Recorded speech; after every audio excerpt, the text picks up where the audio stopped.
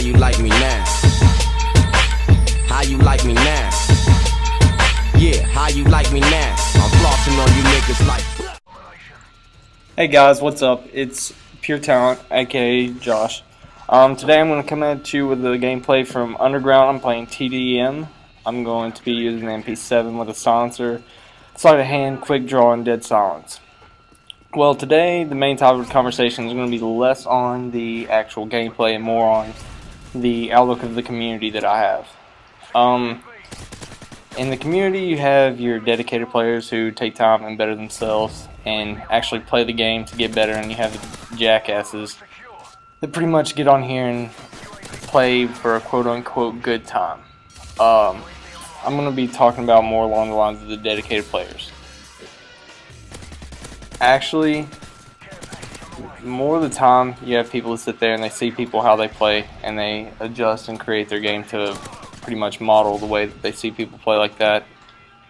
I'm talking about the people that use a striker, and pretty much when I say the non-typical player and the non-dedicated player, I'm talking about someone who doesn't really care to better themselves and actually see themselves actually become something one day. And a lot of people have the outlook that that's impossible, but after I gained my Astro sponsorship, I pretty much went ahead and ruled the impossible out. The only thing that I really see myself slacking and needing is a actual team that plays, and in the past I've had a team that was a bullcrap death right there. Poor decision on my part to get up close.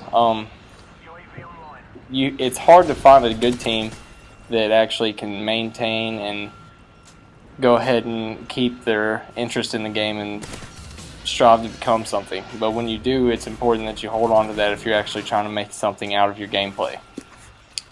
Whenever I watch people play, I'm able to tell whether or not they play this game seriously or whether they're just on Xbox dicking around. And to me, that says a lot about people. Some people actually can have a talent for gaming, and some people just waste their talent away. For instance, one of my good friends, he's an amazing player. He knows his stuff. He actually taught me a lot of what I know about playing Call of Duty, and a lot of people may look at them and they're like, oh, what do you really have to learn playing a video game?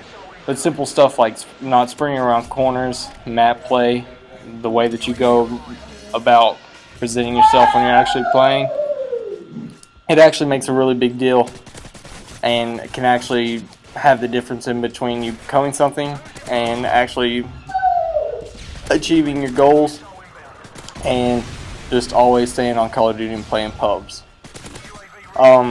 Really, what the time that I actually started gaining my ability to play Call of Duty was right around Black Ops came out. Black Ops, in my opinion, was a terrible game. I got rid of that game within a week, mainly because the perk setup, the kill streak setup, the host, and the way that the gun was handled in the first place. I just didn't care for anything about it. So I went back to playing Modern Warfare 2, and that's when I actually decided to gain skill and actually take this game seriously, and that's when I also met my team. The only thing that I regret is not putting enough emphasis on how important it was to play and actually do something, because I lost my team. We're now in college. I'm 19. They're 18 and 21, and we all possess the talent to actually play, but never really have the opportunity, and it's really hard to keep interest within that many people when there's so much stuff going on in life, especially at this point in life. But enough about that. I'm going to talk more of the typical player. The typical player sees things that people do and pretty much makes that their game. So they're no different from anyone else you play. They're easily manipulated, they're easily played, and it's easy to go about winning the match. There's no difficulty, there's no strategy needed, pretty much just gun skill upon gun skill. You take the game kill by kill and people get demotivated, and it pretty much just becomes a big mind game. But when you play against somebody that's dedicated and knows what they're playing like, it's very difficult to manipulate them. It's difficult to shake them out of their mindset of having to win, and it's difficult to actually do anything against them. It's when the dedicated versus dedicated players come out that you actually see a good game, and it's actually fun to watch. Like right here, I would never have done something like that, playing a match that actually meant something. This was me seeing that I was playing just a bunch of randoms, nothing important, nothing special about them, didn't know how to play the map, pretty much decided to get on Call of Duty and play Team Tactical. And that's what makes the game such a sad thing. That's why one thing I'm looking forward to Black Ops 2. With the esport section of that game, you're actually going to be able to play against people that care about the game. You're actually going to be paired true matchmaking skill, and that's what's going to make the game thrive in my point of view. Same concept that Halo 2 and Halo 3, well, mainly Halo 3 had. And this right here is one of the instances that I ended up playing like a typical player and just sprinting towards the corner, and that's what got me killed. But to really become something and really make yourself a better player, it's good to find your own way of doing things. Just because you see it working out for someone else doesn't mean that it fits your play style or anything about yourself. The way I play is I've picked it up all on my own, except for the basics like not sprinting at corners and learning how to actually look at a map and understand how it plays, because the map is a whole lot more than just a place that your character runs around.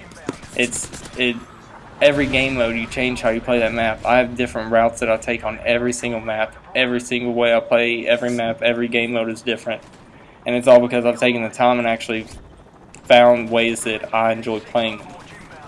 So, really, to keep your team interested, if you do get to the point where you feel like you can actually benefit from playing and actually strive to make yourself better, is get on Game Bells. Get on a site that just came up recently that I found, BeyondGaming. Look for those little local tournaments to play in. Look for ways to actually keep your team interested and get better. Because if you do that, then it's only a matter of time and effort that you'll actually end up it all paying off. I've seen where it all pays off. I've been in the shoes where it all pays off, and it's completely worth it. But the game's fixing to end. I really don't have much to say, but if you guys have any questions or would like to see anything, just be sure to subscribe, comment, and let me know. You can follow me on Twitter at Josh Bells, and also add my gamer tag, Pure Talent space OP. But if there's anything else, I'm actually just going to get off here. I hope you enjoyed the video. Be sure to subscribe. Alright, later guys.